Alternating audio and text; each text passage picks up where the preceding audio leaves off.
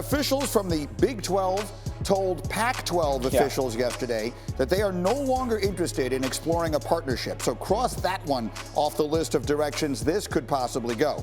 Meanwhile, on the other side of the country at SEC Media Days, the commissioner, Greg Sankey, was talking about his continuing efforts. There's no sense of urgency, no sense of panic. We're not just shooting for a number of affiliations that make us better. Could they be out there? I would never say they're not. I would never say that we will.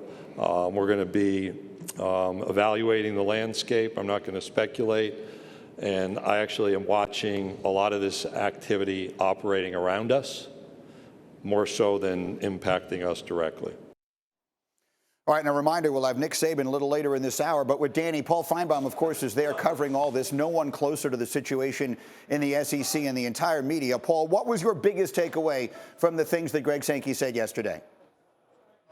Well, if you chisel it down, Greeny, it's all about Notre Dame. What Greg Sankey, I think, is saying is when Notre Dame decides what to do or what not to do, everyone else will react. Should Notre Dame decide right now to join the Big Ten or the SEC, it's Armageddon in college football. But sources around the sport say they are pausing. They don't have to make a decision yet. They still have several years remaining on the NBC contract. But at some point, they'll probably have to make a move unless they can mortgage a much higher fee. And if they don't move, then you're probably going to see other things less important, like the ACC perhaps looking west to try to find a way to bail themselves out from a very inferior situation. Danny, you are one who does college games for us every single weekend. As you have sat back and watched this, what I keep calling the summer of discontent in college football, what to you is the single most important thing? Oh, I think the Big Ten absolutely closed the gap on the SEC. Like, the SEC is the king of the castle, and they've earned that right, and it's been a pretty substantial gap. But now, LA, they've absolutely closed the gap. I mean, the question is, what is Oklahoma without Lincoln Riley, and what is USC with?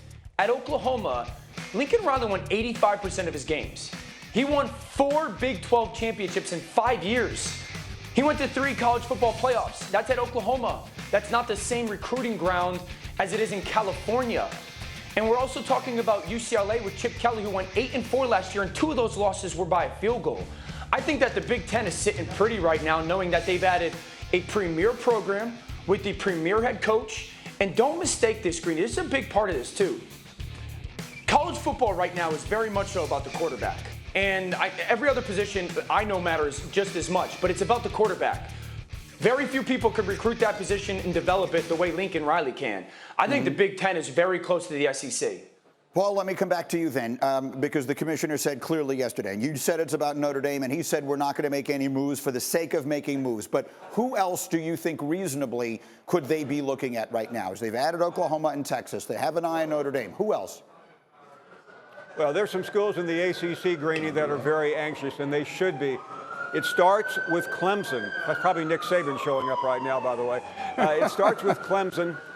And slow down out there.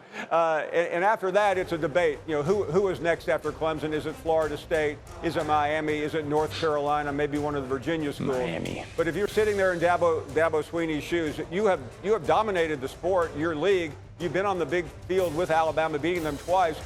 You don't want to play in the ACC with afterthoughts, and that's exactly where the ACC is right now. So can they get out? It's very expensive. They need partners, and they really need something else to happen, like Notre Dame going somewhere. Danny, quickly, you threw up the U. That's what you think? You see that the U headed to the SEC? Yeah, I agree with Paul. I don't know if I can throw up the U as well. But if I'm the SEC, I go after Miami. And that's because of who their head coach is. Mario Cristobal, he's got SEC ties. He's from down there. He recruited there. He believes in football the way the SEC does, where it's line of scrimmage game. 35-12 at Oregon. This is a coach that I think is going to finally get Miami back to sniffing what it was for those 2 decades of dominance, mainly because he can recruit his face off. Paul, give us a quick final word. Yeah, I think what we also saw yesterday, Greeny, was the separation of the big and the small in college football. It's about the Big Ten. It's about the SEC. And is there another conference? Could the ACC cobble a deal together with the Pac-12?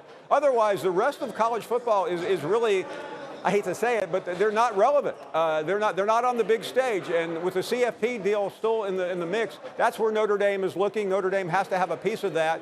But everybody else is playing for third, fourth, and fifth place. They're not important anymore. Yeah. Thank you for watching ESPN on YouTube. For live streaming sports and premium content, subscribe to ESPN+.